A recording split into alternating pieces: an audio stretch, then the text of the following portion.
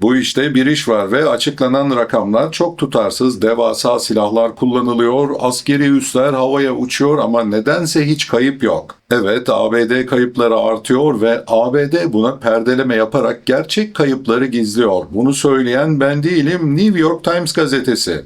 ABD Savunma Bakanlığı'nın İran'ın son dönemde ABD güçlerine yönelik saldırılarından bazılarını ve bunlarda çok sayıda ABD askerinin öldüğü ve yaralandığı bilgisini kamuoyuyla paylaşmadığını iddia etti. Alman basınında da yani Deutsche Welle'de ABD'nin Kuzey Irak'ta düşürülen bir İran İHA'sına ait patlamamış mühimmatı imha etmesi sırasında bir askerin daha hayatını kaybettiğini ve böylece İran'la yaşanan savaşta ölen toplam ABD askeri sayısının 17'ye yükseldiğini duyurdu. Ama bizim medyaya bakarsanız haftalardır süren savaş ve füze saldırılarında ABD'nin kaybı 2 bilemedin 3. İran, Körfez'deki ABD üslerine özellikle Fettah 1 ve Hayber Şekan ve kamikaze dronlarla vuruyor. Özellikle Fettah ve Hayber Şekanlar yaklaşık 500 kilo patlayıcı başlık taşıyor, sesten ortalama 10 kat daha hızlı uçarak hedeflerini buluyor.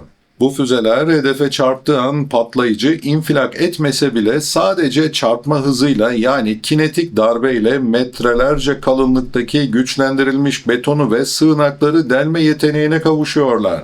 Kimyasal patlamayla bu kinetik güç birleştiğinde hedef üzerinde çarptığı noktada devasa bir krater açarak geniş bir yarıçaptaki bütün askeri teçhizatı ve binaları tamamen harabeye çeviren güçte çok korkunç silahlar bunlar.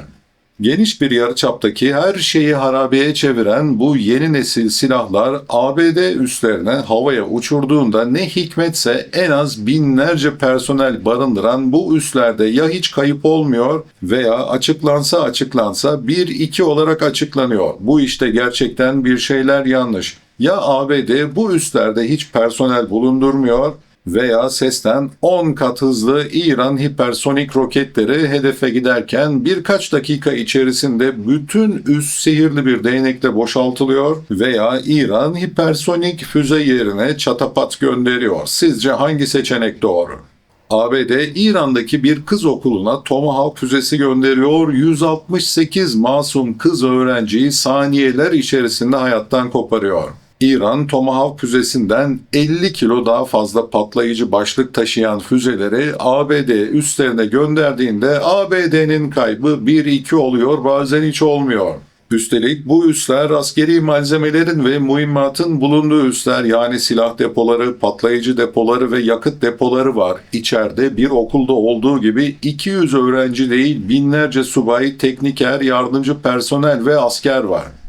Ben de elbette oturdum ve iddia edilen rakamları sorgulamaya başladım.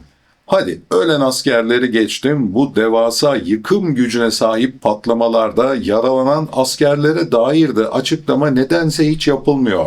CENTCOM yani ABD Merkez Kuvvetler Komutanlığı'nda göreve döndükleri takdirde yaralı askerlerle ilgili bilgi paylaşmak zorunda olmadıklarını söyleyen bir açıklama yayınladı New York Times'a. Yine çok özel ve başka hiçbir yerde bulamayacağınız bir video ile karşınızdayım. Sizlerden ricam abone olarak, videoyu beğenerek, yorum yaparak ve paylaşarak bana destek olmanız ve bilginin yayılmasını sağlamanız. Yapan herkese samimi teşekkürler ve uzatmadan devam edelim. Videoyu lütfen sonuna kadar izleyin çünkü hiç bahsedilmeyen özel bilgilere ulaşacaksınız.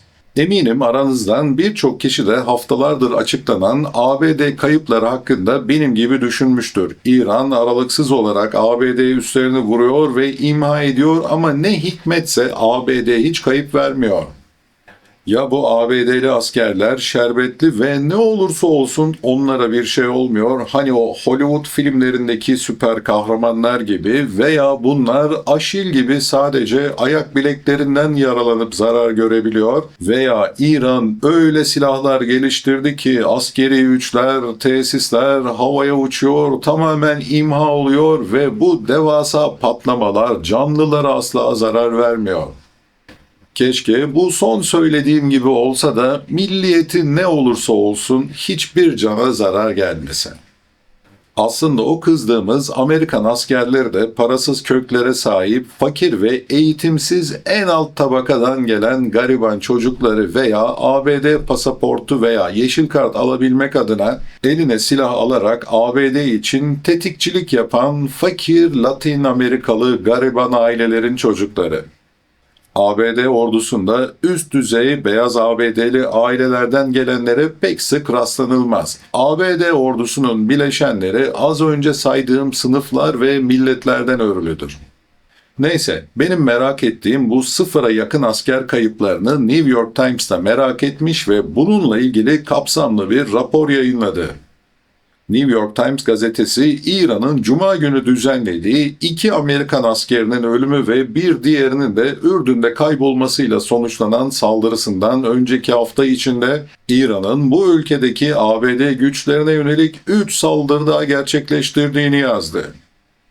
Operasyonel konular hakkında konuşabilmek için isimlerinin gizli kalmasını isteyen birkaç Amerikalı yetkiliye dayandırılan bu habere göre söz konusu saldırılar düzinelerce Amerikan askerinin yaralanmasına, ölmesine ve birkaç helikopterin hasar görmesine yol açtı. Ancak Pentagon bu önceki saldırıları, bunlardan kaynaklanan kayıpları ve hasarları kamuoyuna açıklamadı.